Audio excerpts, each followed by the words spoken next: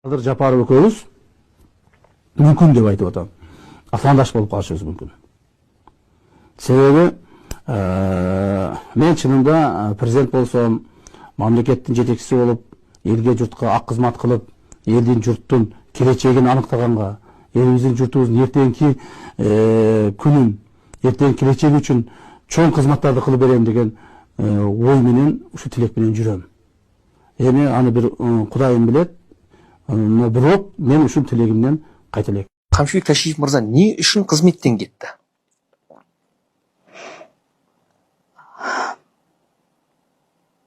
Госпереворот даярдап жатышкан. Ол кісі ма? Ооба. Президентти кызматтан алабыз деп.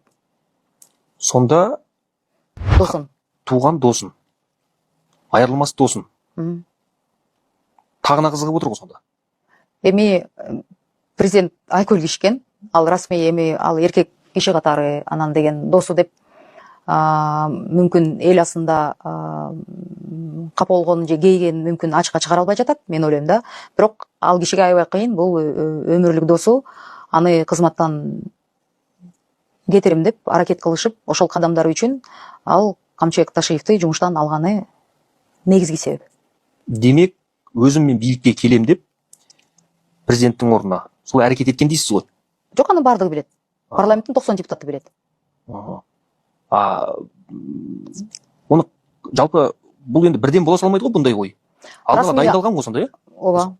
Көп убакыт дайындалып, даярдалган адамдардын эми четинен азыр суракка чакырылып жатат болуш керек. Кээ бир адамдар абакта, түрмөдө. Кээ бир адамдар, бирок мен ойлойм, бул боюнча иштер жүрүп жатат. Негизги бул купуя сыр болуш керек. Расмий биздин бир ошол элчибиз айтып калгандыктан мен дейм буну ойлойм, элдин баары эле Кыргызстанда, кыргыздардын баары эле түшүнгөн окот да. Так пен табыттын ээси жок дейт жалпы өзү. Бир казанда эки кочкордун башы кайнабайт деген сөз бар да. Ошону эле далили болуп атат. Далили осы. Ооба. Кызмат бөлүнбөйт да. Ол кісінің өзі бірақ бостандыкта ғой қазір. Заланасың ғой. Ана мен болсом аябай сабашып, бир жумадай эмес, 2 жумадай баса албай калам. Аябай, мени аябай катуу сабап кетишкен да. Андан кийин бир топ стресс болдум. Андан кийин ошол иним чет өлкөдө окучу, ошол иниңе бар деп туруп, сейилдеп кел деп, мен жазып. Анаңызга барыңыз деп. Ошол бар деп туруп, мен ошакка жөнөтөт. Ал кезде жүргөндө мен атамды 89 күн депутат болуп калганда ошентип атып кетишет. Сиздин акбарат расмы, сиздин көзүңүз чатты деген? Мен жок, ал мен сыртта болчумун, бирок 2 күндөн кийин учуп келдик, иниме көзүп, мен ошол иниме жиберет менин атам, жакка сыртка. Бирок ошондо менден кийинки сиңдим, ошол так атып кеткендин үстүнөн чыгып, жанында сүрөттөгү менин сиңдим, бир тууган сиңдим. Менден кийинки, менден кичүүрөөк.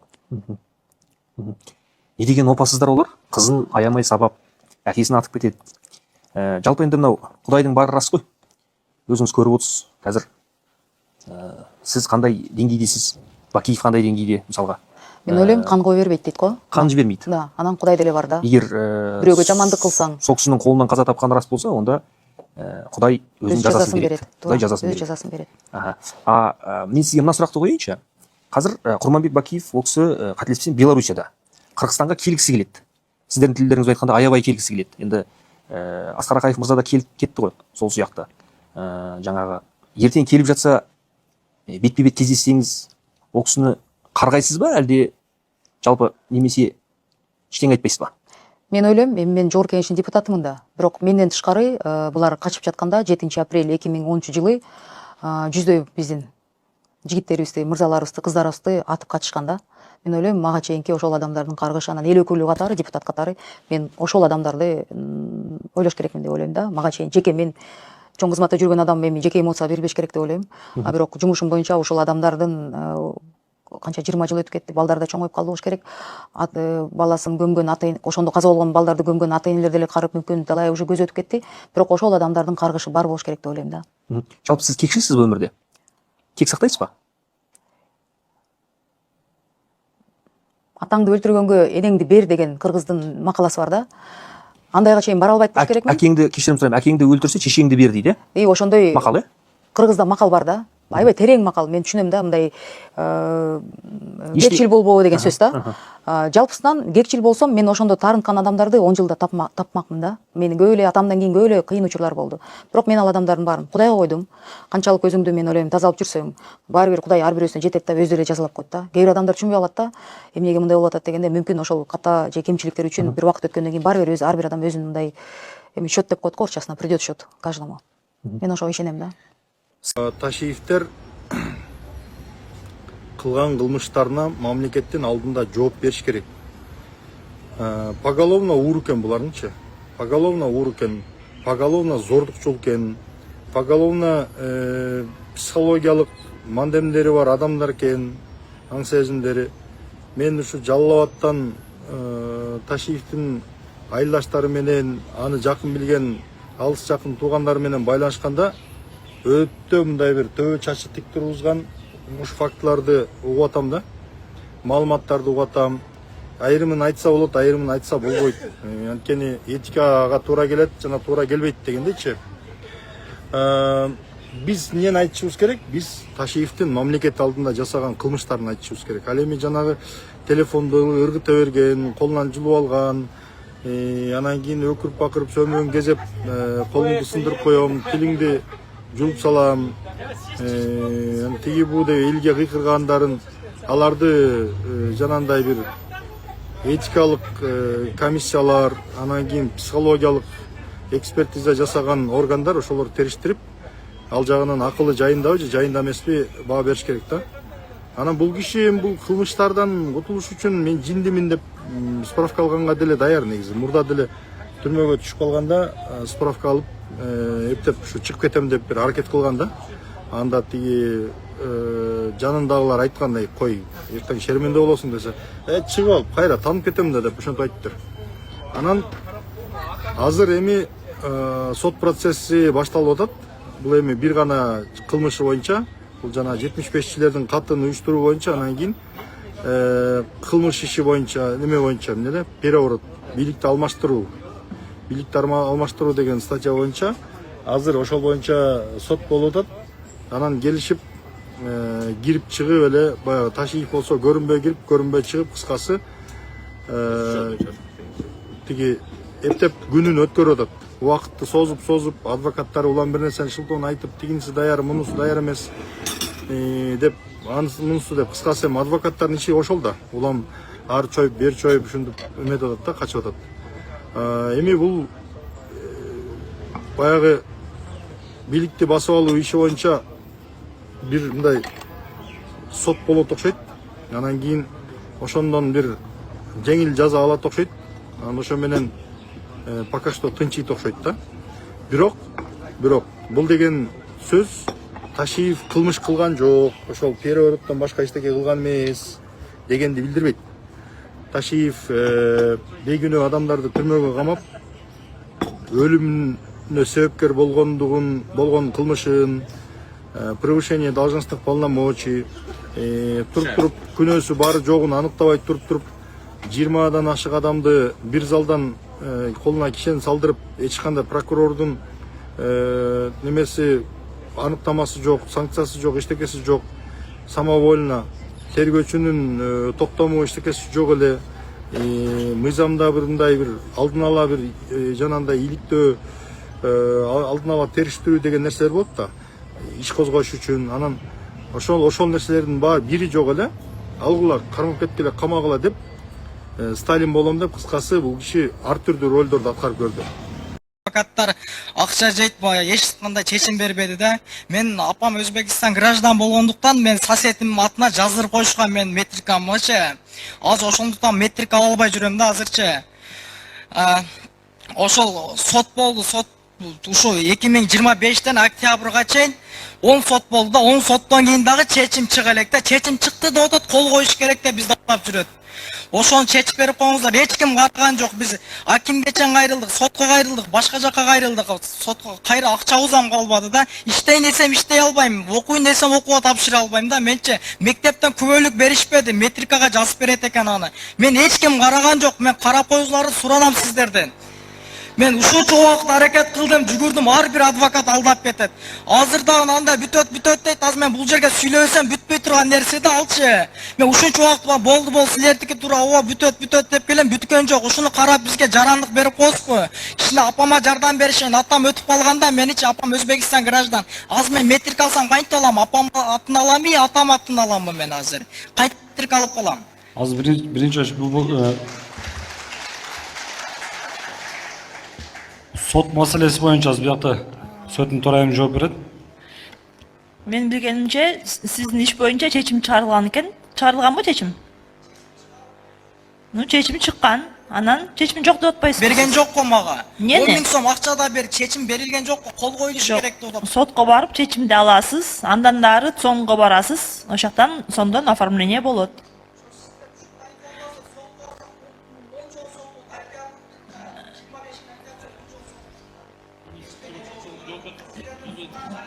Siz боюнча чечим чыгыптыр, барып чечимди алып, аны цонго алып барып оформление кылышыңыз керек.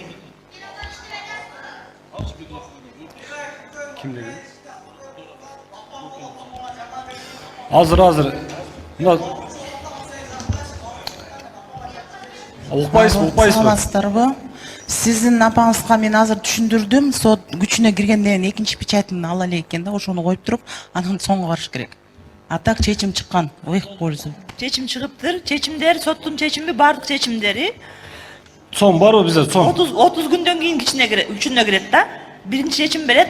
Анан чечим 30 күнү өткөндөн кийин эч ким даттанылбаса, экинчи печатты коюп берет. Экинчи печатты жазып берет. Чечим мыйзамдуу күчүнө кирди деп. Аз кой турсаңыз, сүйлөп атпаймынбы мен? Чечим күчүнө кирди деп экинчи печатты коюп берет. Аны алып барып цонго алып барасыз. Эми соттун тартиби ошондой. Сиз келишиңиз керек. Келгенден кийин сизге под расписку берет чечимди. Анан 30 күндөн кийин өткөндөн кийин кайра барасыз. Чечим күчүнө кирди деп отметке коюп берет. Ошону аласыз дагы аткарууга алып барасыз. Цонго. Негизи бардык нерселерди өз убагында кылыш керек болчу да. Ошо төрөгөн күнү эле алыш керек болчу жана документтерди 20 жылдан кийин, 18 жылдан кийин эмес. Сиз жооп керекпизби, кереги жокпу? Сиз укпайсызбы? Укпай койсузбу до конца? Маалымат берип коеюнбу? Саламатсыздарбы? Ушул тууралуу маалымат берип койсом, бул бала апасы төрөгөн учурда Өзбекстан жараны болгон да апасы. Анан кошунасынбы бир кыргыз жарандын атына мать одиночка деп туруп каттап койгон. Каттап булар цонго мына 2 жыл болду, 16-га чыга электе бизге келип метрик алышкан. Анан метрик алып паспортко тапшырып аткан малда ушундай неме чыкканда, бул менин апам эмес деп, анан сотко кеткен иши. Азыркы учурда иши сотто. Соттун чечимин карап турабыз. Соттун чечими чыкса, бул уже паспорт алат да. Өзү бул башында апасы туура эмес информация берип койгон да, ложный информация берип, могу менин апам деп, ушундай болгон. Жа сизге ошо экинчи печать алып келсе, канча убакытта бул жака неме Моментально эле болот ал. Бир күндө эле болот. Келет, апасы менен келет, неме кылып, соттун чечими менен паспорт кайдайбыз. Ближайший эң тез келе турган паспорт 1 айда келет. Экинчи боюнча көзөмөлгө алыңызчы. Ушул Если бардыгы бүткөн болсо, чечим чыгып 1 айда уже паспорт сиз түшүндүрүп бердиңизби? Эмнелери бүткөн? Ошо сизге экинчи печатты басып келсе эле бересиз деп туурабы? Ошо боюнча түшүндүрүү иштерин жүргүзбөйсүзбү азыр? Түшүндүрүп маалымат берип коюңуз. буга маалымат бердик бул азыр. Биз ушул боюнча эске алабыз, өзүбүз көзөмөл кылабыз. Сизге жообун беребиз. Азыр сиз ушул жерде телефон номеринизди калтырып койсоңуз, сиз менен байланышат. Биздин өкүлчүлүктүн балдары. Кийинки суроо. Рахмат барыңыздарга, көйгөй укпаныңар үчүн. Ишенем сиздерге жакын ортодо бүтүп кетет. Силер каяктан? Бешоого Токмокто палата. Сол палата? Канча жаштасың? 18-ге чыктың уже? Жакында чык. Октябрда чыксың. Сенчи? Мен калпа. Капталдан чыгарып. Капталдан чыгарып. Тош? Жана түштүктөн жалгыз эле бир бала экен деген ушул. Ооба, Николай. Башка томогой жетим жок экен түштүктө. Ошо жалгыз болгон үчүн бияка кошкон экенсиң. Булар дагы Данутович 2 бала. 2 бала. Силер каяктан? Панфиловтан. Сенин көлдөн, Ысык көлдөн жалгыз эле. 3 окуу жайдан келишти. ПТУдан 10 бала. Анан калганы Панфилов жетим балдар үйү, анан Чүй Токмок жетим балдар үйү. Мамлекеттин камкордугундагы абдан. Эми мен президент болгондон бери ушул оюмдасыңар да ошо томолой жетимдерчи. Анан бирок айта берип ушу үй салалы, түштүккө бирди салып коелу, түндүккө бирди салып коелу, түштүктө ошол Ошко же Кара Сууга чогулталы, түндүктө болсо Бишкекке чогулталы деп жүрүп, мына бүгүн Кудайдын айткан күнү бүгүн келди да. Мына ушул силердин жетим балдардын, томолой жетим балдардын үйү мындан атайлап ошо биз управ делами алып, анан баягы мектепти бүткөндөн кийин бара турган жериңер жок да томолой жетимдердики. Ушул жерге бир 5 жыл, 6 жыл, 7 жылга чейин жашасаңар болот. Окуу бүткөнчө чейин, мисалы вузду тапшырсаңар бир 4-5 жылда вузду бүтөсүңөр да. Андан кийин ишке орношосуңар. Анан эмгек акыңар болот. Анан ошондон кийин мамлекеттик ипотекалык үйдөн кезексиз алып, бир комнат кирип кетсеңер болот. Турмуш жолго коюп алып, бутуңарга туруп алып дегендей. Ага чейин балким студент болсоңор, сүйлөшкөн кыздарыңарды табасыңар. Анан окууну, жогорку окуу жайды бүткөндөн үйлөнүп алып, анан бир комнат квартирага кирип кетсеңер болот да. Ишке орношкондон кийин, вечно жашабайсыңар да бир жерде. 5-6 жыл ошол. Баягы мектепти бүткөндөн кийин талаада калбасын деп силерге ушундай шарт түздүк да. Түштүккө болсо Кара Сууга алып койдук. Кара Сууда бир ушул окшогон бир үй бар. Түштүктөгү томолой жетимдердин баарын ошол жака чогултабыз. Анан эми силердин байланыштарыңар бар да, мурун силерге чейин бүтүп кеткен, былтыр мурдагы жылы бүтүп кеткен. Ошолор менен да байланышып, эгерде бара турган жери жок болсо, жашай турган жерлери жок, кыйналып жүргөн болсо, аларга да айтып койгула. Түштүктөн болобу, түндүктөн болобу, баарын ушу эки жерге, эки үйгө топтойбуз. Түшүнүктүү, Силерге ушундай шарт түзүп берели деп, кыйналбасын деп ушундай шарт түзүп берип атабыз. Анан таза кармап жашагыла. Таза аккуратны кылып, өзүңөрдүн үйүңөрдө эле эсептесеңер болот да. Түшүнүктүү, Тамак ашыңардан да колдон келишинче жардам берип турабыз эми. Жашаган жериңер мына бекер, мамлекеттин эсебинен. Анан мамлекеттин эсебинен деселе күнү түнү дебей светти күчөңгө таштап коюп күйгүзгөн бойдон, сууну шаркыратып агызып койгон бойдон таштабагыла да. Экономдо болот, түшүндүңөрбү? Канчалык экономдосоңор, ал ошо силердин эле чөнтөгүңөрдүн эле акчасы ошол. Бюджеттен кетип атса деле ошо эсептегиле силердин акчаңар кетип атат деп өзүңөр ушундай бир түшүнүк болуш керек да силерде. Түшүнүктүү, болушунча үнөмдөп неме кылгыла. Счетчиктерде эле турат. Кайсы квартира канча светти жагып койду, алым бары турат. Суунун счетчиктери турат, канча агызды, ысык сууну канча колдонду, муздак сууну канча колдонду дегенси. Биз төлөп беребиз, бирок баары бир анда силер экономдоңор да. Жалпы республикалык бюджеттен кеткен акча ар бириңердин чөнтөгүңөрдөн кеткен акча деп эсептешиңер керек. Билишиңер керек. Не суроолоруңар бар? Сураныштар барбы? Лагерь боюнча балдар. Канча уже 11 жыл жашап атат. Ошо Токмокто.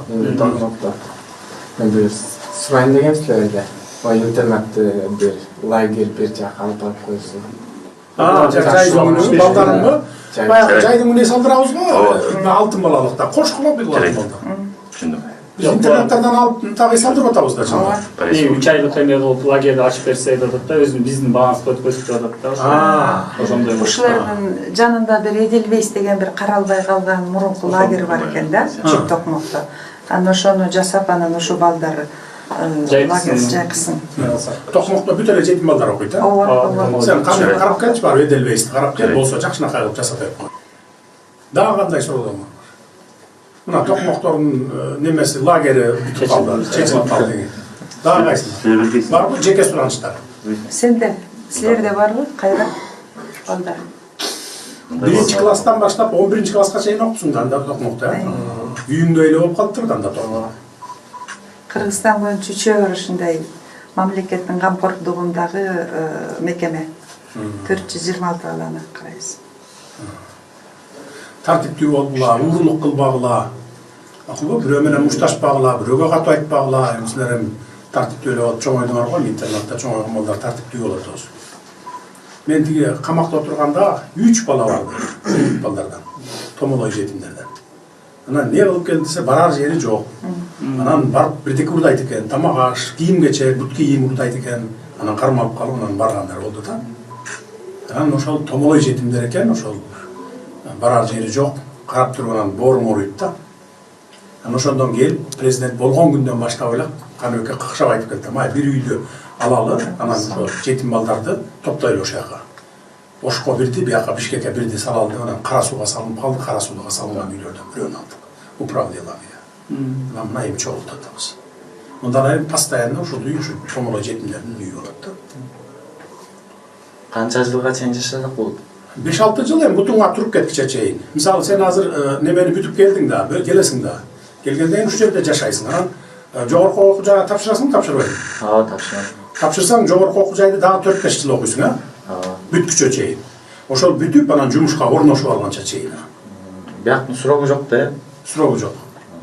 Сурогу жок деп эле анан 20 жыл, 30 жыл жашаганга болбойт. Үйлүү жайлуу болосуң, бизден кийин да башкалар келип жашайт. О сөзсүз да. Мына бул жер конвейер сыяктуу да, түшүндүңөр да. Мына силер 5-6 жыл, 7 жыл, эң алды 7 жыл жашасаңар деле болот да. 4-5 жыл вузду бүткүчө, анан 1-2 жыл эми баягы бутка туруп алганча мамлекеттик ипотекалык үйлөрдөн без очередь беребиз силерге, жетим балдарга, томолой жетимдерге. Бир комнат квартира. Кийин бүткөнүңөрдөн, өзүңөр төлөй алганга күчүңөр жеткенден кийин. Анан андан таштап чыгып кетесиңер, силерден кийинкилер келип чыгып кете берет да. Түшүндүңөр, Томолой жетимдер талаада калбасын, көчөдө калбасын деп ушул үйдү алып койду. Ошондо мындай конвейер болот. Силер кетесиңер, улам аркаңардан келе берет. Эми томолой жетимдер боло берет да баары бир. Адам баласы жашаган жерде бардыгы болот да. Ошон үчүн ошондой. Анан урматтуу президент, бул балдарда чоң шанс. Мамлекеттик накопительный каржылоосу бар. 18 жашка чейин. Ооба, билебиз. 500 миң. Анан ипотекага бүтүп атканда мектеп 18ге чыкканда алат. Ипотекага алмашса эң сонун болот буларга. Ипотекага? Себеби ошондо башка жака иштетирбейт да акчаны. Жок, түшүнүктүү. Ошондо эле шотун эле жикке которуп койсо. Түшүнүктүү. Ада эми булар деген 18ге чыккандан кийин өзүлөрү билет да. Анан эми аны дагы силер бул жерден пропаганда кылып, туура жолго багыттап тургула да. Ошол 500 миң акчаңды коротуп үйбөй, андан көрө ошо ипотекага салып кой деп туруп, через жанагы элдик банк аркылуу ипотекага салып койсо, булардын үйүнө накапливаться эте берет да. Ошондо 500 миңин уже төлөп койгон болот. Анан дальше кете берет, алда туйт да, жөнүндө жатпайт да банкта. Банкка салып койгула ал акчаңарды. Эми жашаган жериңер бекер, тамагыңар бекер болгондон кийин эми ал акчаны жөн эле коротуп салбагыла да. 1-2 сыйра кийим алгыла да, анан калганын банкка салып койсоңор, ал уже чогула берет. Трамптын күтүүлөрдү актабаган Кытай сапары. Америка президенти Дональд Трамп 13-15 май аралыгында Кытайга расмий сапар менен барды. Дүйнөнүн алдыңкы экономикалар ортосундагы жолугушуу көпчүлүк ири ишканалар тарабынан күтүлүп жаткан. Бирок Reuters агенттигинин маалыматына ылайык, бул сапардын жыйынтыгы күтүүлөрдү актаган жок. Америка президенти Кытайдан эч кандай ири натыйжага жетишпестен кайтты. Биринчи, Иран маселеси. Кытайдан жардамдын жоктугу. Жолугушуунун күн тартибиндеги эң негизги жана курч темалардын бири Ирандагы уланып жаткан согуш жана Ормуз кысыгындагы кеме кыймылынын дээрлик токтоп калышы болду. Трамп Кытайды Иранга болгон экономикалык жана саясий таасирин келишим түзүү үчүн колдонууга ынандырууга аракет кылары күтүлгөн. Себеби Кытай согуш учурунда да Тегеран менен жакын мамилесин сактап, Ирандын мунайын сатып алууну улантып келет. Бирок Бейжин бул маселеде Америкага так жардам сунуштаган жок. Тескерисинче, эки лидердин чай үстүндө жолугушуусунун алдында Кытайдын тышкы иштер министрлиги Америка менен Израилдин Иранга каршы согушуна нааразычылыгын билдирген кескин билдирүү жарыялады. Жыйынтыгында Ак үй лидерлердин Ормуз кысыгын кайра ачууга болгон жалпы аракетин билдирүү менен чектелди. Экинчи, экономикалык келишимдер. Трамп Fox News телеканалына Кытай 200 Boeing учагына заказ берүүгө макул болгонун айтты. Бул буга чейин 500 учакты сатуу тууралуу күтүүлөрдөн 2,5 эсе аз. Натыйжада Boeing компаниясынын акциялары 4% ашык төмөндөдү. Кытайга Nvidia H200 алдыңкы жасалма интеллект GE чиптерин сатуу маселесинде эч кандай жылыш болгон жок. Америкалык аткаминерлер айыл чарба продукциясын сатуу жана соода мамилелерин башкаруу механизмдерин түзүүдө жылыш болгонун айтышканы менен, келишимдердин деталдары дээрлик ачыкталган жок. Ошондой эле Трамп сейрек кездешүүчү металлдарды жеткирүү маселесинде расмий чечимсиз эле кайтууга мажбур болду. Үчүнчү, Тайвань маселеси. Кытай тарап күтүлгөндөй эле Тайвань маселеси боюнча позициясын катуу койду. Бейжин Тайванды өз аймагы деп эсептеп, аны акыры өз көзөмөлүнө ала турганын билдирди. 4. Кытайдын стратегиясы. Бул сапарда Кытайдын Американы ачык эле тоготпогону көрүндү. Бетме-бет жолугушууда Си Цзиньпин Америка менен Кытай Фукидид тузагына түшүп калбоо үчүн аракет кылышы керектигин белгилеген. Фукидид тузагы грек тарыхчысы Фукидидтин эмгектерине таянып, саясат таануучу Грэм Алисон тарабынан киргизилген геосаясий түшүнүк. Ал алсырап бара жаткан негизги күчтүн жаңыдан көтөрүлүп жаткан кубаттуу күч менен кагылышууга бара турган тарыхый мыйзам ченемдүүлүгүн түшүндүрөт. Негизи Си Трампка бул пикирди айтуу менен сылык турду. Америка азыр алсырап бара жаткан, ал эми Кытай өсүп жаткан күч экенин айтты. Бул Америкага кагылышуудан качуу керектигин билдирген кыйырсез көрсөтүү. Бирок Бейжин мунун убактысы али келе электигин да жакшы түшүнөт. Ушул себептен ал убакыт сааты келгенге чейин Америка менен түз кагылышуудан алыс болууну каалайт. Си Цзиньпиндин Трампка жылуу мамиле көрсөтүп, бирок конкреттүү маселелерде артка чегинбегенинин сыры ушунда. Жыйынтыктап айтканда, Трамп Кытайдан өзү каалаган ири экономикалык же саясий утуштарды ала албай, куру кол кайтты десек болот. Сапардын жыйынтыгында эки өлкө тең кызматташууну каалаганы менен стратегиялык карама-каршылыктар өтө терең экенин көрсөттү.